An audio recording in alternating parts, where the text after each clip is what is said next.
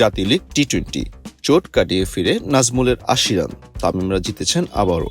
কুচকির চোটে West Indies যেতে দেয়নি নাজমুল হোসেনকে। বাংলাদেশ দল টেস্ট ও ওয়ানডে সিরিজের পর টি-20 সিরিজটাও খেলতে যাচ্ছে নিয়মিত অধিনায়ককে ছাড়া। ওয়েস্ট ইন্ডিজ যেতে না পারলেও মাঠে ফিরেছেন নাজমুল। জাতীয় ক্রিকেট লিগের এনসিএল টি-20 টুর্নামেন্টে আজ রাজশাহীর হয়ে খেলেছেন। ৩৫ দিন পর প্রতিদ্বন্দ্বিতামূলক ক্রিকেটে ফিরে ৮০ রানের ইনিংস খেলেছেন নাজমুল। তবে বিকেলের ম্যাচটিতে বরিশালের কাছে হেরেছে তার দল। দিনের অন্য 3টি ম্যাচে জিতেছে চট্টগ্রাম, ঢাকা মহানগর ও রংপুর। নাজমুলের প্রত্যাবর্তন ম্যাচে বরিশালের প্রথম জয়। গত মাসে শারজায় আফগানিস্তানের বিপক্ষে দ্বিতীয় ওয়ানডেতে ৭৬ রান করার পর কুচকির চোটের কারণে ছিটকে দেয় নাজমুলকে। এরপর সিলেটে মাঠে ফিরে ৫৪ বলে ৮০ রান করেছেন। 5টি ৪ ও 4টি ছক্কা মেরেছেন।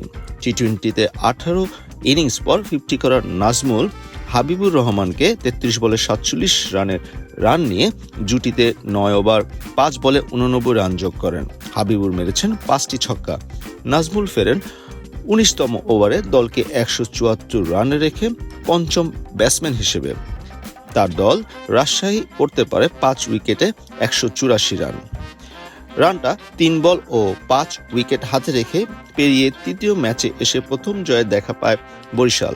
এই ভিতের উপর দাঁড়িয়ে বরিশালকে জয়ের কাছাকাছি পৌঁছে দেয় ফজলে রাব্বি। 34 বলে 3টি 4 ও 4টি ছক্কায় 56 রান করেছেন রাব্বি। ওপেনার মজিদ 39 বলে করেন 53 রান। ইফতেখার 24 বলে করেন 35 রান। শেষ ওভারে বরিশালের দরকার ছিল 9 রান।